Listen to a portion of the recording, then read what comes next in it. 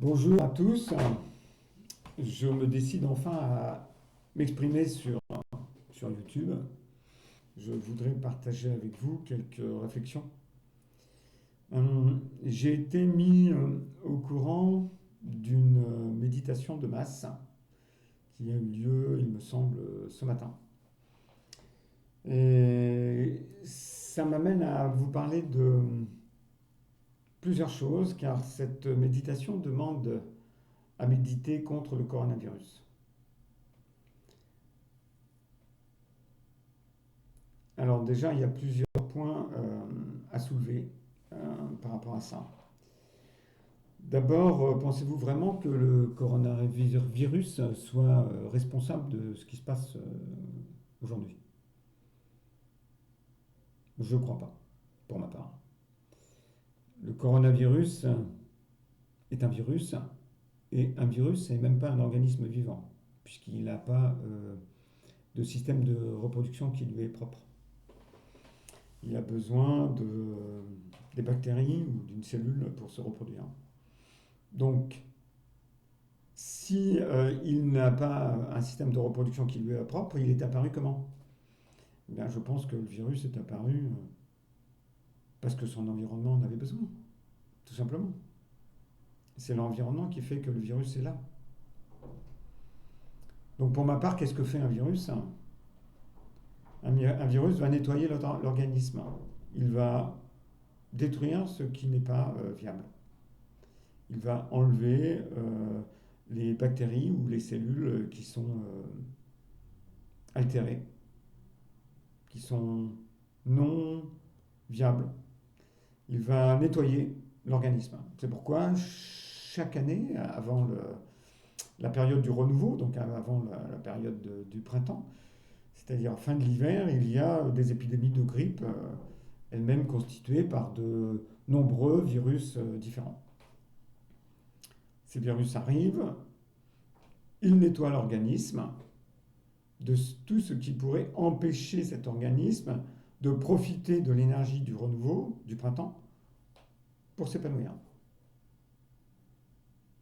Donc pour moi, un virus n'est pas maléfique, hein. Il est plutôt bénéfique. Bénéfique à l'épanouissement de la vie. Alors pourquoi s'acharne-t-on sur ce virus? Vous comprenez bien que si ce virus euh, était maléfique, eh bien 100% des personnes qui chopent ce virus devraient disparaître, ce qui est loin d'être le cas, puisqu'il doit y avoir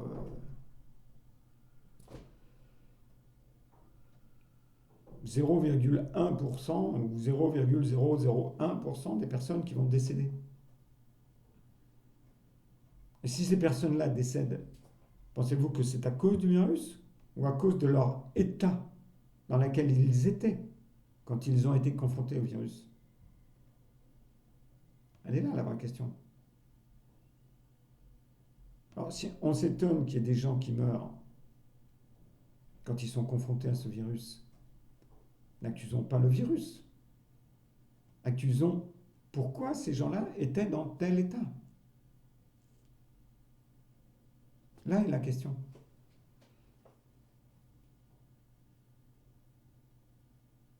Et notre état dépend de notre façon de vivre, de notre environnement. On ne va pas reprocher au virus de venir nettoyer les organismes. Maintenant, si les organismes sont trop sales et que le nettoyage ne sera pas supporté par l'organisme, est-ce la faute du nettoyeur? Je ne suis pas sûr. Donc c'est pourquoi aujourd'hui, je pense que le virus n'est pas en cause. Et je vous assure que si le virus était maléfique, hein, était destructeur, eh bien il y aurait longtemps qu'il n'y aurait plus d'humanité ou de vie sur cette planète, hein, parce que les virus étaient là bien, bien avant nous, et ils seront là bien et bien après nous.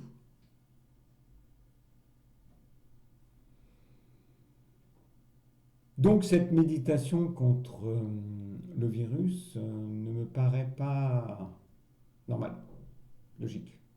C'est pourquoi j'ai eu envie d'intervenir. Alors revenons au fait que si ce n'est pas le virus le problème, c'est l'état dans lequel nous sommes. Et qu'est-ce qui fait que nous sommes dans cet état-là? Eh bien tout simplement parce que nous ne respectons pas notre environnement. Nous le détruisons tranquillement, inconsciemment, paisiblement. On pense que c'est la chose à faire. Nous détruisons notre environnement. Mais nous oublions que nous dépendons de cet environnement. Que c'est cet environnement qui nous a créés.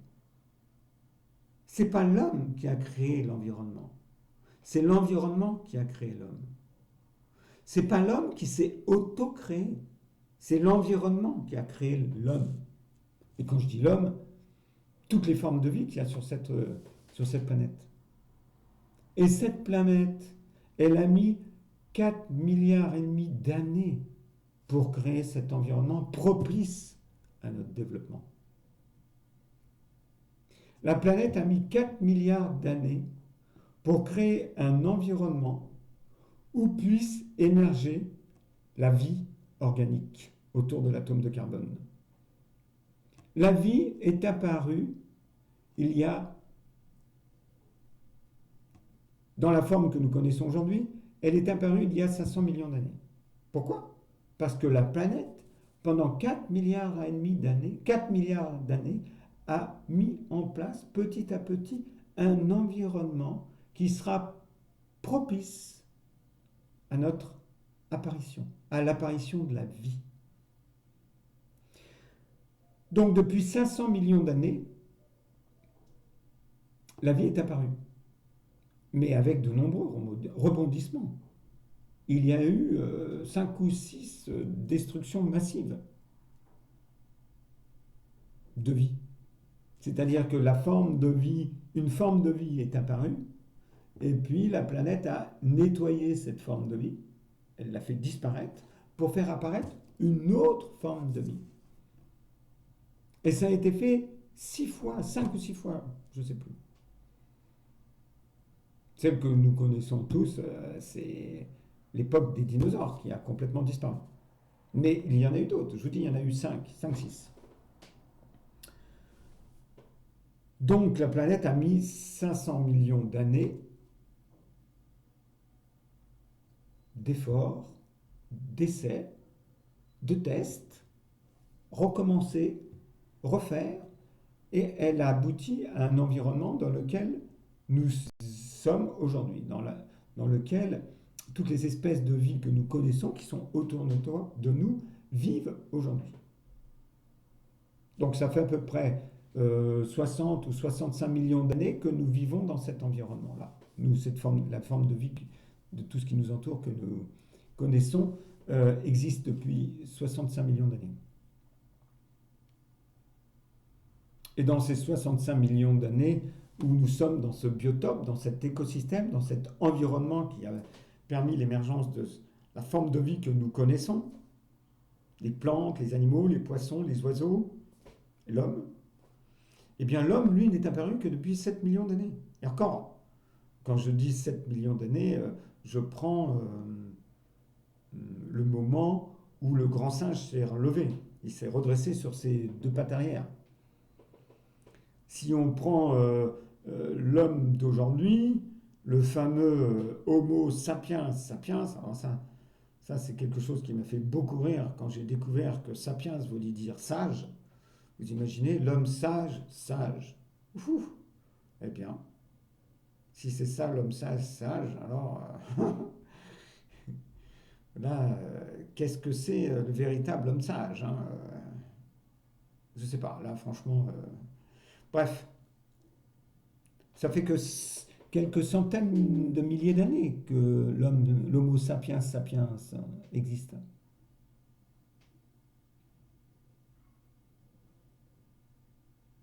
Et l'homme, depuis peu de temps,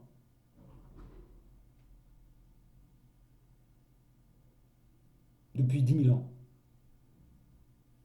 s'est mis à détruire son environnement. Or, au début, c'était calme, hein. Il s'est sédentarisé et il a commencé à modifier son environnement puisqu'il a coupé des arbres, fabriqué des clairières et planté des graines pour faire sa propre alimentation. On peut dire en quelque sorte que c'est le début de la fin. Parce que, eh bien, en faisant ça, il a permis à son espèce de croître d'une façon exponentielle. C'est-à-dire que il y a à peu près 10-12 000 ans, nous devions être entre plusieurs centaines de milliers d'habitants à plusieurs millions d'habitants sur cette planète, et ce depuis plusieurs millions d'années. Et puis en 10 000 ans, on est passé de ces quelques millions d'habitants à aujourd'hui 7 milliards d'individus. Quand j'ai réalisé que, à l'époque où mes parents sont nés, en 1920, eh bien, ils sont apparus sur une planète où il y avait moins de 2 milliards d'habitants sur cette planète. Et quand moi, qui ne suis pas si vieux que ça, il y a quand moi je suis né, on n'était pas 3 milliards d'habitants. Et aujourd'hui, nous sommes 7 milliards, plus de 7 milliards d'individus.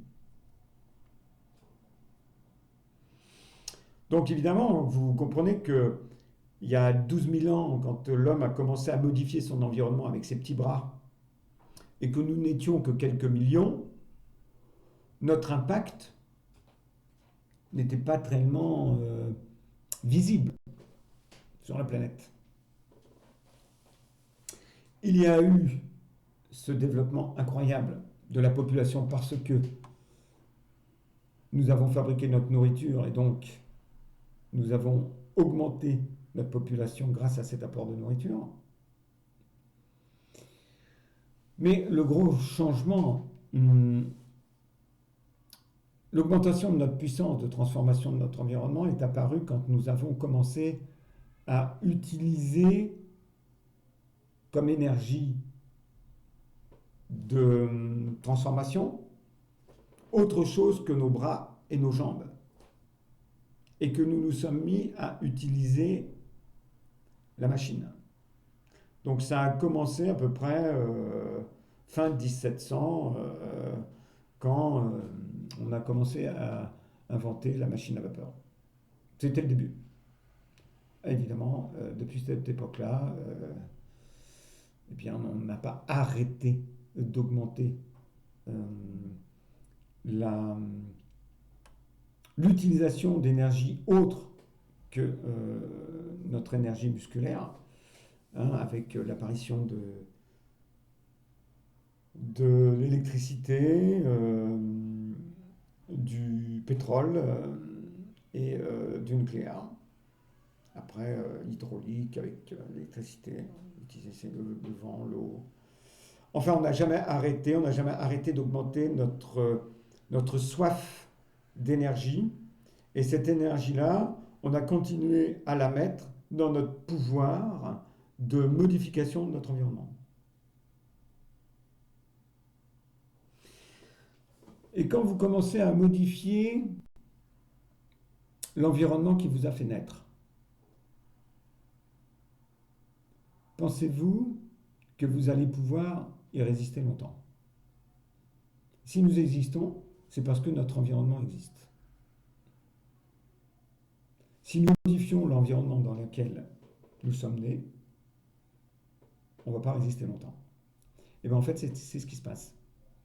C'est que la modification que nous avons engendrée dans notre environnement est telle aujourd'hui que sur les 40 dernières années, nous avons détruit 60% des animaux sauvages.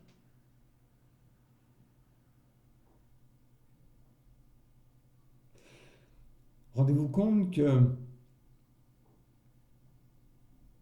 au niveau des mammifères, la biomasse des mammifères, 95% de cette biomasse, ce sont des animaux domestiques.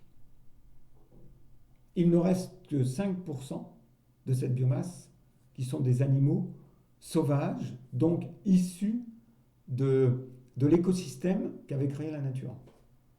Écosystème qui nous fait vivre. Et pourquoi il y a autant d'animaux domestiques? Parce que pour nourrir les 7 milliards d'humains sur cette planète, chaque année, nous tuons 100 milliards d'animaux. Et nous tuons 1000 milliards de poissons.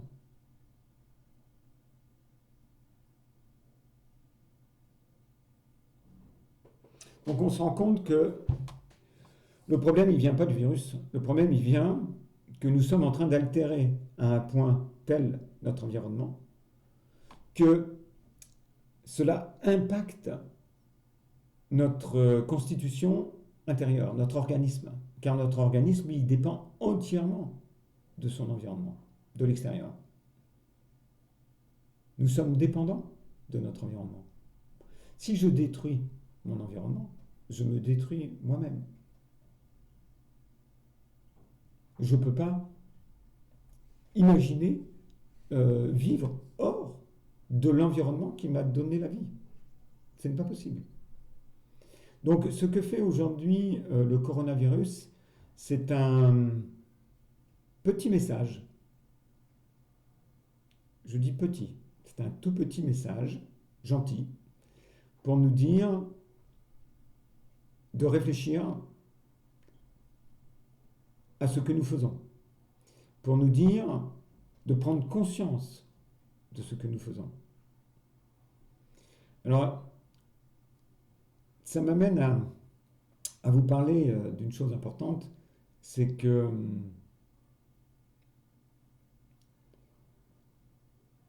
aujourd'hui, si nous en sommes arrivés là, c'est parce que nous ne sommes pas conscients de nos comportements.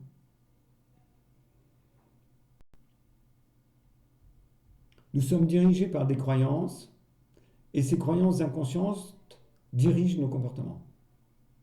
Mais nous ne sommes pas conscients des croyances qui nous animent. Parce que si nous étions conscients de nos comportements, nous ne serions pas dans cette situation-là. Pourquoi?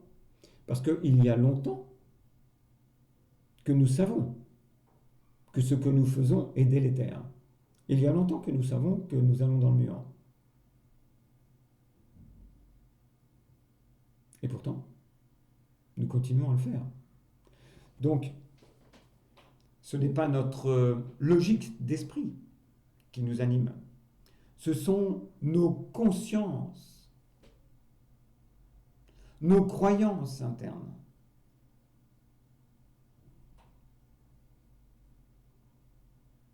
Nous devons aujourd'hui comprendre que l'homme fonctionne à partir de croyances inconscientes. Il est animé par ces croyances inconscientes. L'éveil que prônent toutes les grandes philosophies, c'est justement la prise de conscience de cela. Être éveillé, conscient de ce qui nous anime, afin de modifier nos comportements. Et qu'est-ce qui fait aujourd'hui que nous sommes aussi destructeurs, aussi non respectueux de notre environnement? C'est parce que depuis une éternité, l'homme est dominé par une croyance. Et cette croyance, c'est la croyance du contre. Je suis contre. Je suis dans le combat. Je ne suis pas dans le respect. Je ne suis pas avec, ni pour. Je suis contre. Et depuis très longtemps, l'homme agit de cette façon-là.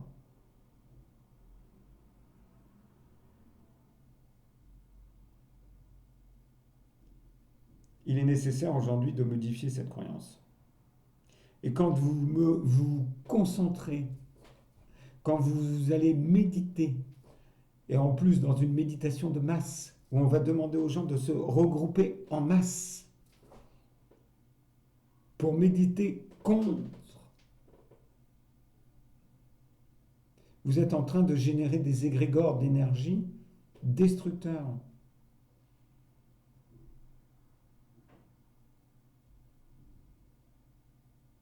Ce qui m'amène à parler d'un autre phénomène important que la plupart d'entre nous ignorent, c'est que tout est vibratoire, que nous émettons des ondes vibratoires en permanence. Alors évidemment, hein, aujourd'hui nous n'avons pas d'instruments pour mesurer ces ondes subtiles, ces vibrations. Donc on estime, on pense pour la plupart d'entre nous que ça n'existe pas. Et pourtant, des milliards de gens croient en la méditation, croient dans le pouvoir de la prière. C'est étrange. Vous ne croyez pas aux vibrations, que vous émettez des vibrations. Mais par contre, quand on vous dit de faire une méditation de masse, vous allez y aller en disant ça va changer quelque chose. Donc ça veut bien dire qu'il se passe quelque chose. Ce n'est pas parce qu'on ne voit pas ces émanations vibratoires qu'elles n'existent pas. Je vous rappelle qu'il n'y a pas si longtemps, on ignorait tout de l'électromagnétisme, de l'électricité, de la radioactivité, des ondes, des virus et des bactéries. Et il n'y a pas si longtemps, les gens se demandaient pourquoi il fallait se laver les mains quand ils faisaient une opération chirurgicale. Donc ce n'est pas parce qu'on ne le voit pas aujourd'hui que cela n'existe pas. Mais il y a des effets que nous constatons. C'est pourquoi vous adhérez à cette méditation. Mais imaginez une chose.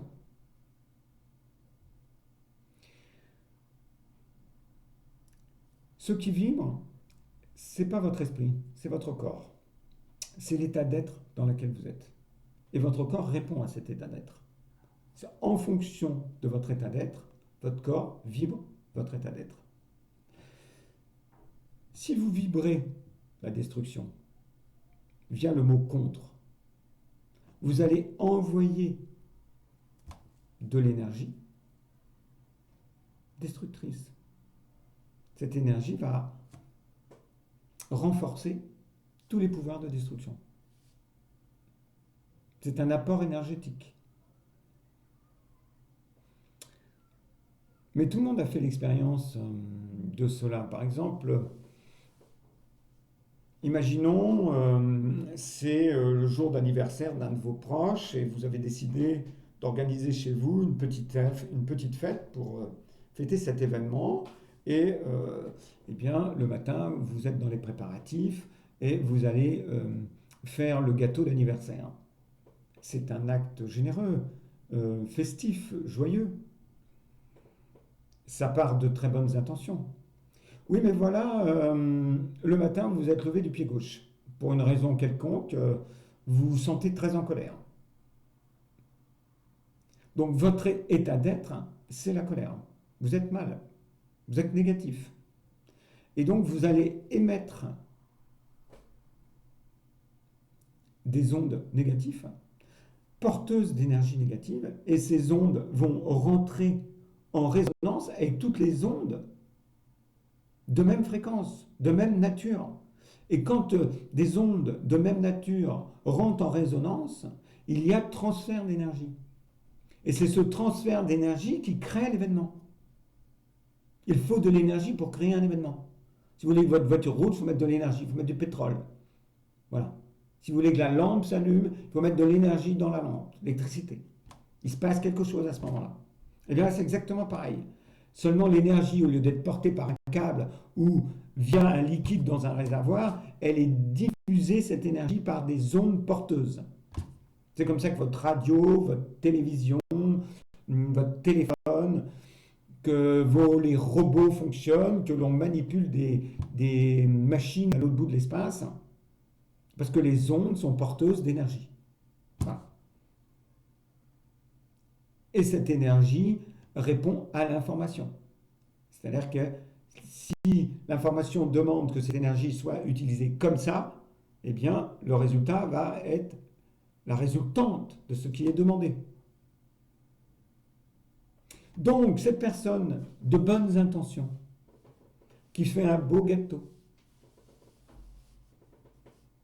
va voir une fête gâchée par un événement quelconque négatif qui va apparaître parce qu'elle aura transmis de l'énergie autour d'elle et que cette énergie aura trouvé une résonance quelconque pour apparaître. Donc, une chose à retenir, ce n'est pas ce que vous faites qui est important. C'est l'état d'être dans lequel vous êtes quand vous le faites. Donc, si vous voulez manifester, si vous voulez méditer en masse,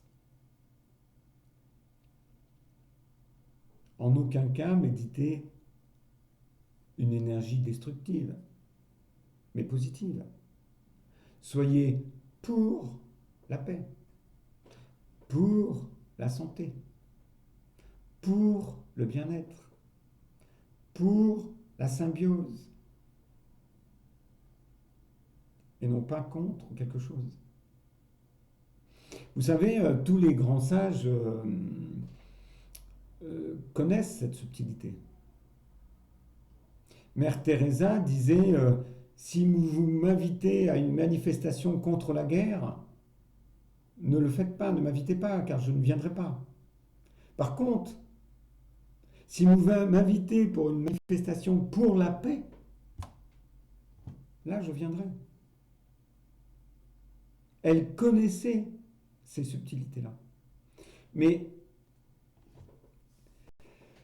je pense qu'une partie de l'humanité connaît cela. D'accord ?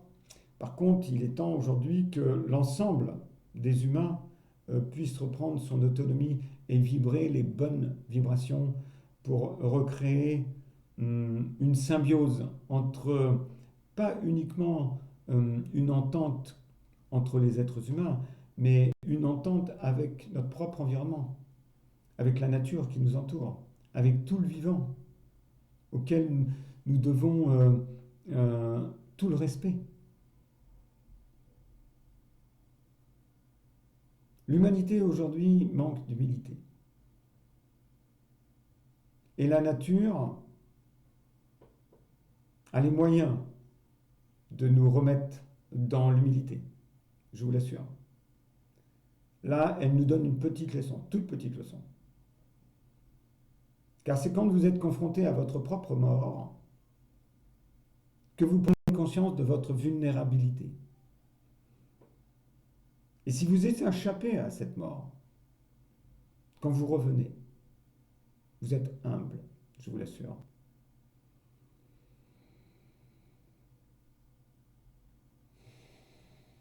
Et cette humilité est nécessaire à notre équilibre. Des médecines anciennes, telles que la médecine chinoise ou le taoïsme, décrivent 5 grandes énergies qui nous animent. L'humilité, l'estime de soi, la liberté, la joie et l'accueil, la gratitude.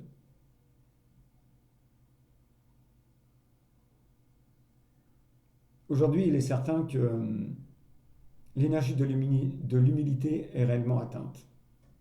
Nous avons un déséquilibre à ce niveau-là.